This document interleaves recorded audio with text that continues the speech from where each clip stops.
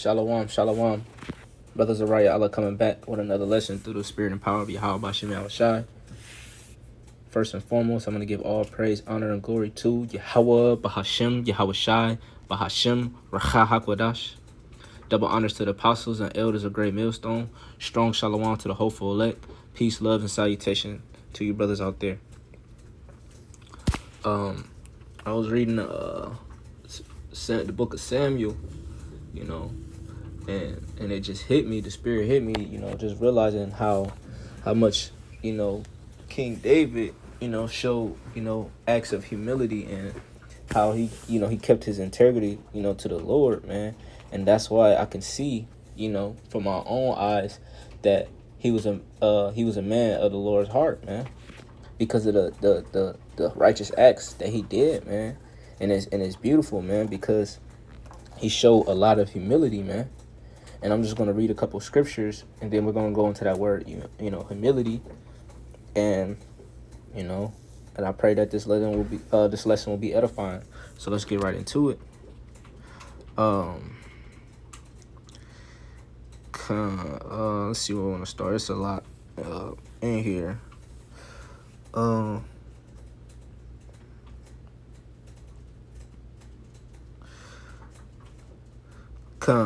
gonna start at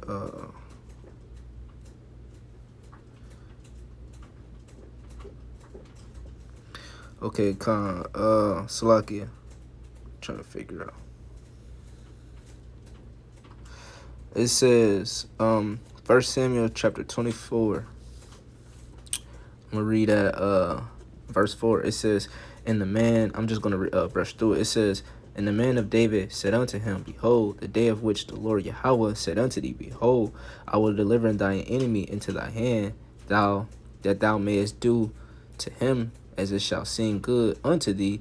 Then David arose and cut off the skirt of Saul's robe privately, right? Because Saul, man, he basically was coming after David, man, because he had a evil spirit on him, man. The Lord sent an evil spirit on him, man. He was very envious, of David, because David was excelling, man. His glory was excelling more than Saul.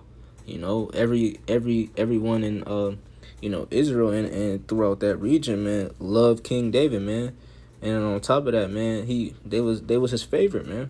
They had, that saying of the women, that was gladly, basically was on David, saying about the how Saul, slayed the thousands, but David slayed the 10,000s, man. And David, he was pleasing in the eyes of the Lord and Saul. But then, once Saul, seeing that, he was excelling, man, he got jealous, so he wanted, King David's head. So the Lord basically, he became King Saul became an enemy unto David. But, King David, he was always subjected unto King Saul. He showed integrity to him, man. And he loved King Saul, man, like it was his own father. But, Saul was, jealous. So right here, it shows that, the Lord, gave King David, saying before he was King David, the blessing to slay, Saul and do whatever he pleases, And the robe that was given to King David was the robe from Saul. And King David had ripped it up, privately, man. And it says, and it came to pass afterward that David's heart smote him because he had cut off the Saul's skirt, right, man? He was hurt, man. He was hurt by it, man, because, he really didn't want to do this, And then verse 6, and it says, and he said unto this man, the Lord Yahweh forbid that I should do this thing unto my masters, the Lord's anointed, to stretch forth my hand against him, seeing he is the anointed of the Lord, right? Because Saul was, anointed by the prophet Samuel with the oil and anointed him, to be the king of Israel, man. So in David's mind, he like, man, this ain't right for me to, to slay the Lord's anointed, man. That's, that didn't sit well with, David's spirit. But the Lord, made it okay for him. But he said, man, forbid, I'm not, I can't do that, because ultimately he loved King Saul and he loved the Lord, but he had an integrity, man. It says, so David stayed his servants with these words and suffered them not to rise against Saul. But Saul rose up out of the cave and went on his way. David also rose afterward and went out of the cave and cried after Saul, saying, My Lord, the king. And when Saul looked behind him, David stopped with his face to the earth and bowed himself. Right, man. He showed subjection unto Saul, man. He bowed himself, man. And verse 9, and David said unto Saul, Wherefore hearest thou men's words, saying, Behold, David seeketh thy hurt. Right? Because David was hurt about, the simple fact that, he had to, to go to the slaves to slay Saul, but he didn't want to do that, because he was, he loved Saul, and, he was the Lord's anointed. It says, Behold, this day thine eyes have seen how the Lord had delivered thee to the day into my hand in the cave, and some bade me to kill thee, but my eyes spared thee. And I said, I will not pour my hand against my Lord, for he is the Lord's anointed, right? He's the Yahweh's anointed. So, a lot of the, soldiers that were with David, they was like, trying to, convince, David, man, slay him. This man is, trying to kill you. He's constantly coming after you, man. He didn't, he didn't kill the priest. He didn't did all these things, looking for you, man. He's trying to basically take you out, man. He's trying to take you from the earth. And David, man, he had a conscious mind, man. He was just like, no, this ain't right, man. We gotta, we gotta stop this, man. And ultimately, this is his Lord, man. He served King Saul, man. He even played harps for King Saul to get the evil spirit out of King Saul, man. So he loved King Saul, man. And I'm gonna jump down because this verse is basically going into the fact that, like, he had to go to kill, King Saul, to smite him, and everyone was trying to bait him, but he didn't, man. He didn't put forth his hand against his Lord, man. He didn't want to turn against his own Lord and the Lord's anointed. And I'm gonna read verse 16, and it says, And it came to pass, when David had made an end of speaking these words unto Saul, that Saul said, right, and the words that he was speaking unto King Saul, David was speaking unto Saul, basically, telling him, like, all these things, and like how he's not wicked, he's not gonna, do these things, he's not gonna turn against him, man. He basically turning the other cheek, man. He's showing a lot of humility, like, look, man, I love you, Saul, like, I'm not gonna, do this to you, man. Like, even though the Lord, had given you into my hands, I didn't, I didn't want to slay my Lord. That's not what he wanted to do. So after he got done speaking all the words, it says unto Saul, that Saul said, Is this thy voice, my son David? Saul lifted up his voice and wept, right, man, because it was sorrowful with the things that, he heard of what the sayings of King David, Salaki, what David had said to him, man, and that the fact that he could have just, taken Saul's life, but he didn't, man. He showed, Saul mercy, man. And it says, And he said to David, Thou art more righteous than I, for thou hast rewarded me good, whereas I have rewarded thee evil, right, man?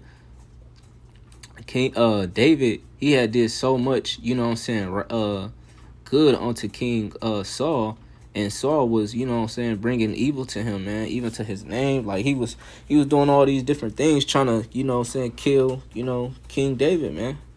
He was trying to do that. And it says, Thou hast shown this day how thou hast dealt well with me, for as much when the Lord Yahweh have delivered me into thy hand, thou killest me not. Right, man. King David has spared him, man. And it says, verse 20, I'm going to jump down to verse 20. Actually, let me read 19. It says, For if a man find his enemy, will he let him go well away? Or for the Lord Yahweh rewarded thee good, for thou hast done unto me this day, right? Because ultimately when the Lord, give you to go to the slay someone, man, you slay him, man, and especially if it's your enemy, you going you're going to take care of it, because ultimately you don't want to be taken out, But King David, he had faith in the Lord, man. And he also, he seen the goodness in Saul. He was like, man, I can't do this. My Lord, man. I'm not going to, do that, man. Because he showed humility, man. And it says, verse 20, And now, behold, I know well that thou shalt surely be king, and that the kingdom of Israel shall be established in thy hand. Right, man. And because of this act, man, it was, it was already, promised to him even before this, going back to the time of Samuel, when he spoke the prophecy, how the Lord shall bring, a man of his heart, to be king over Israel, man. And I was talking about David. So all of this is, you know what I'm saying, coming to pass during these acts and everything like that. It was already prophesized, but like to show that humility, you know what I'm saying, to Saul, man, that's a great thing to have, man. And that's, you know, that's something that we should, you know, look upon our forefathers, man, these different stories and situations, and how we should carry ourselves, man, and how we should serve our Lord, man, you know. um so I'm gonna get this precept, Proverbs chapter 15 and verse 33, and it reads, it says, the fear of the Lord Yahweh by Shem Yahushai is in the instruction of wisdom, right, man? So David, man, he really feared, you know, the Lord, man, and he had a lot of, you know what I'm saying, wisdom, man. He prayed, you know, to the Lord, and whatever the Lord told him, man, he did it, man. You know, he always was seeking the Lord, man. He always hearkened unto him.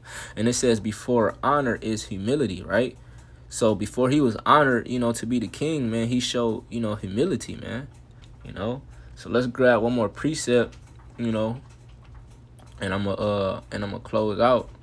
This is First Peter chapter 5 and verse 5. It says, likewise, ye younger, submit yourselves unto the elder. Right, man, because David, he was Jesse's youngest son, man, and his elder was King Saul, man. And he came up under him. He became, you know, the top of his host, you know what I mean? And he did, you know, great works, you know, for Saul, man. He was subjected unto his Lord. It says, yeah, all you be subject one to another, and be clothed with humility. For the Most High resisteth the proud, and giveth grace to the humble, right, man? And King David was very, you know, humble, man. And he showed a lot of grace, man. So let's go into that word humility. In the Greek, and the word is Strong's G 5012. Tapai nafrasune. Tapai nafrasune. tapai thana resue. It says the having of a humble's opinion of oneself. It says a deep sense of moral. It says modesty, humility, lowliness of the mind. And I have that word modesty pulled up in the etymology, and it says freedom from exaggeration. It says self-control, man. And King David, he had a lot of self-control, man. It says moderation, the sense of humor. Salakia, the sense of honor, man. And he definitely had a sense of honor, man, because he honored his Lord, man, and he honored Yahweh Bashem Yahushai. It says correctness of conduct. It says moderate, keeping due measure. It says sober, gentle, and temperate, man. King David was very, you know, gentle and sober minded and temperate, man. You know, he had a sound mind, man. He, you know, he was really, you know what I'm saying, he showed a lot of humility, man. Let's get another word. We're going to word moral. It says associated with or characterized by the right behavior, man. And he had a good behavior, man. It says also associated or concerning conduct of moral principles. It says from the old French morale. It says directly from Latin moralis. It says proper behavior of a person in society, man. And in a society around the time of when King Saul was a king, man, he had good behavior, man. Everyone loved King. Everyone was a fan of King David, man. They loved him, man. You know, he had good behavior. You know what I mean? And it says literally pertaining to manners, man. He had great manners, man. You know, he played the heart, man. He was, you know, he was praying. He was lowly. You know what I mean? He showed a lot of, you know, grace, man, and love, man. And that's the thing that we, you know, we need to, you know, we need to take this trait from King David and install it into ourselves, man.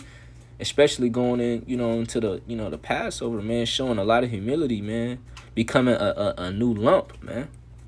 Like the brother was going into this lesson, man. You know what I mean? We supposed to be growing each and every single day, repenting, man, and showing a lot of humility, man. You know, and that's pleasing to the Lord, man. Showing that brotherly love, man. You know, serving your elders, man, subjecting unto the ones that are above you in ranking. You know what I mean? Breaking down scriptures to each other, reading, exhorting each other each and every day, man. You know, that shows a lot of humility, man, and that is pleasing to the Lord, man. You know, but I'm gonna read this precept again. It says, 1 Peter chapter 5 and verse 5. It says, likewise, ye younger, submit yourselves unto the elder. Yeah, all of you be subject one to another, and be clothed with humility. For the Most High resisteth the proud, and giveth grace unto the humble. Right? So let's go into that word clothed. It says clothed with humility. So like it. Clothed. It says the Greek word. Strong's G 1463. Ekambaomai. Ekambaomai. Ekobaamai. It says, now a band by which two things are fastened together. It says to fasten or gird oneself. It says be clothed with. It says to engirdle oneself with. Apron as being a badge or servitude to wear in token of mutual deference, be clothed with, right? So you supposed to be, you know, with this humility, you supposed to be wearing it as a badge of honor, man. You supposed to hold it, you know what I'm saying, and gird it into your heart, man.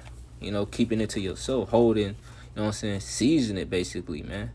Having it, you know, banded, fasting together, man.